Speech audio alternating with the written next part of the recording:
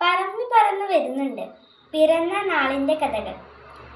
പ്രിയ DCL കൂട്ടുകാരെ, അന്ന് രാത്രിയിലാണ് ആശുപത്രിയിലെത്തിയത് പോയത്.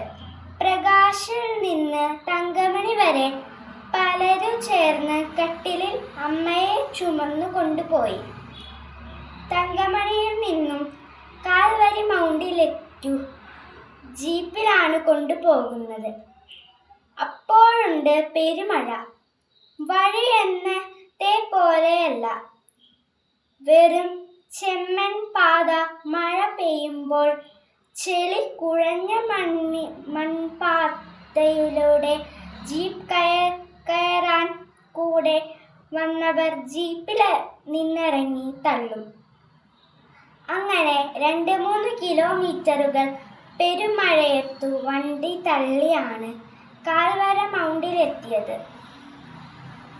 അവിടെ നിന്ന് കട്ടപ്പന സെന്റ് ജോൺസ് മിഷൻ ആശുപത്രിയിലേക്കു പറന്നു.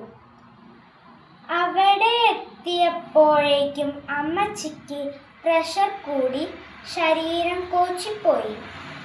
2 മണിക്കൂർ കൊണ്ട് മുണ്ടക്കയം മെഡിക്കൽ ട്രസ്റ്റ് ഹോസ്പിറ്റലിൽ എത്തിച്ചാൽ ചിലപ്പോൾ അമ്മയും കുഞ്ഞും മരിക്കില്ല എന്ന് പിന്നെ ദൈവം തമ്പുരാനെ എന്നു വിളിച്ചൊരു പോക്കാണ്. അത് KK റോഡ് എന്നത്തെ പോലെയല്ല. വളവും തിരിവും കുണ്ടും കുഴിയുമാണ്. വീതി തീരെ കുറവും അല്ല. അങ്ങനെ പറന്നു പോകുമ്പോൾ അമ്മയുടെ ബോധം പോയി.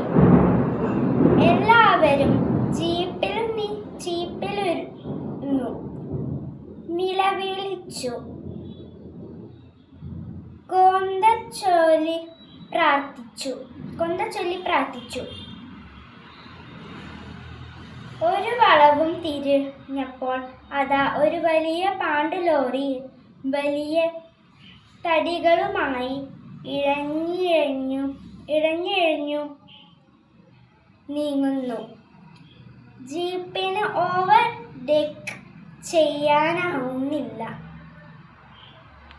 ആകെ ടെൻഷൻ, കുട്ടക്കരച്ചിൽ. കുറെ കഴിഞ്ഞാണ് ഒരു കേറിപ്പോകാൻ പറ്റിയത്. അങ്ങനെ ഒരു തരത്തിൽ മുണ്ടയ്ക്ക് എത്തി. അവസാനം ഓപ്പറേഷൻ കൂടാതെ പ്രസവം അന്നേരമാണ് അറിഞ്ഞത്. ഇരട്ടക്കുട്ടികളാണെന്ന്. അമ്മയ്ക്ക് ബോധം തെളിഞ്ഞത് 2 ആഴ്ച കഴിഞ്ഞാണ്. പ്രിയ കൂട്ടുകാരെ, ഇത്രയും വായിച്ചപ്പോൾ ഇതെന്തു കഥയാണെന്ന്, ഇതാരുടെ കഥയാണെന്ന് എന്ന് നിങ്ങൾക്ക് തോന്നിയേക്കാം. എന്നാൽ ഇത് മറ്റാരുടെയും കഥയല്ല. ഇത് എൻ്റെ പിറന്നാൾ കഥയാണ്.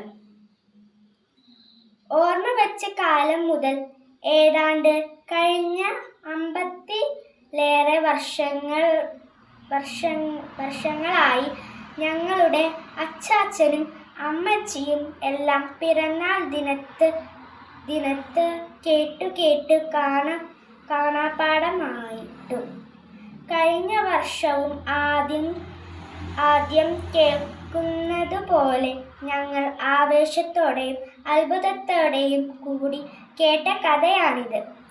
കൂട്ടുകാരെ, നമുക്ക് എല്ലാവർക്കും പിറന്നാളുണ്ട്. നമ്മൾ തന്നെ ഹാപ്പി ബർത്ത്ഡേ എന്നാണ് പറയുന്നത്.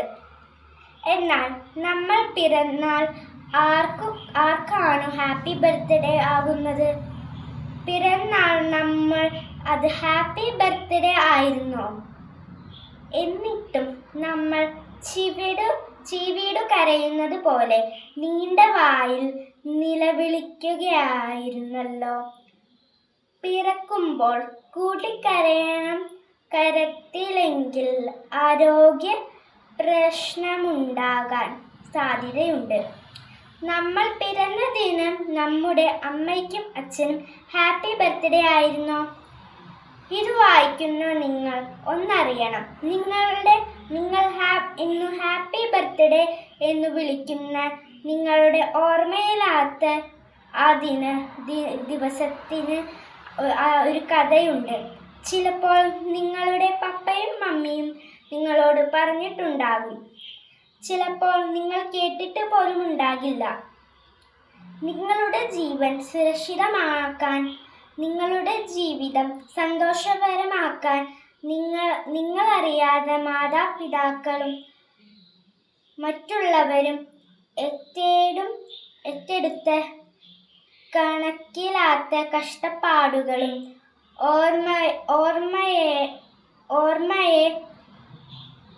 ഓർമ്മയാണ് നമ്മിൽ പലരും ഹാപ്പി ബർത്ത്ഡേ എന്ന് വിളിക്കുന്നത്. വളരുമ്പോൾ നമ്മൾ പിറവി നൽകിയവരെ മറന്നേക്കാം, എന്നാൽ അവർ മറക്കില്ല. നമ്മുടെ പിറവിയും നമ്മൾ അറിവിനും